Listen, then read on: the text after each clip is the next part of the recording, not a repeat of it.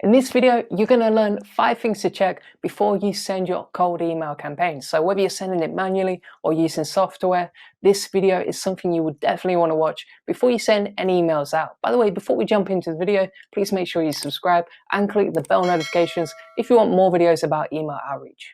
So tip number 1, make sure that you proofread your email before you send it out. And this sounds really simple, but there's nothing worse than sending 1,000 emails and seeing there's a mistake in the first line, okay? So you definitely want to make sure you spell check and grammar check your email before you send it out, and even get someone with a fresh pair of eyes, just have a look through it and make sure there's no mistakes. And this is easier than you think to miss. So definitely have a proofread before you send any emails out.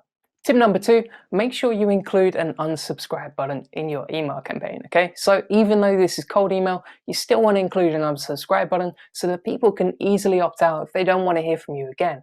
And the thing is, if you don't include that and people just keep getting emails from you, they're only going to get more annoyed from you, they're going to report you as spam, and it's just going to piss a lot of people off, quite frankly. So you have to be careful about this. And obviously as well, from an ethical point of view, if you're sending cold emails out, that person doesn't have to be trapped in the email funnel forever. So that's why I recommend including an unsubscribe button, because it will be very useful for your campaign.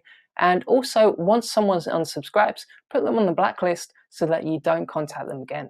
Tip number 3, make sure you check the scheduling settings before you send out your campaign, okay? So if you're using cold email outreach software like Lemlist, like Mailshake, or any sort of cold email outreach software, then you can easily tweak the settings so that you schedule when you send your emails. And the thing is, you don't want to just blast out 1,000 emails at once, because that will look kind of spammy and it will trigger loads of spam filters. And to be honest, you'll probably get your emails blocked eventually, okay? So it's better to space them out over the course of a week so that you're more careful about when you send them and it looks a lot more natural to spam filters. Okay, and the other thing is as well that you want to send these during the week mostly, because if you're sending cold emails at weekends, people are less responsive, they're less likely to respond to your email, and you're just not going to get the same results. Whereas if you send them during the week, you're going to see much better results, especially if you send between, normal working hours of like 9 to 5. And the other thing is as well that you can space out your email sending gradually throughout the day so that you don't just blast out all your emails at once, which again looks quite unnatural. Tip number 4, validate your emails before you send them. Okay, so this is about the actual email addresses. You should verify they actually work before you send any emails to them. Because the thing is, and you may not realize this, but most of the email addresses, or around 50% of the email addresses you see online, don't actually work, which means that when you send them, they won't be delivered, they'll bounce back. And when you get bounce backs, you get lower deliverability scores, okay? So you really want to avoid bounce rates and reduce them as low as you can. So how do you get around this? Well, you can actually check if an email address works or not by using software like Neverbounce or ClearOut as well. These are both really good tools for checking, okay, is the email inbox actually live?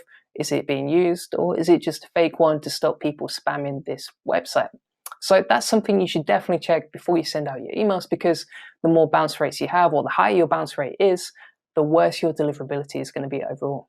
And talking of deliverability, that brings me on to my final tip, which is to do a ton of deliverability checks before you send out your campaign, because the higher your deliverability is, the more results you're going to see, and the faster you're going to see them as well. So make sure you do this because it's really important. And how can you do this? Well, you could check SPF, DKIM, and DMARC records on your server. And if you don't know what these are, you should definitely look into them. Also, you should warm up your email account gradually, especially if you've just created it and you've never sent an email from it before, because again, that affects deliverability.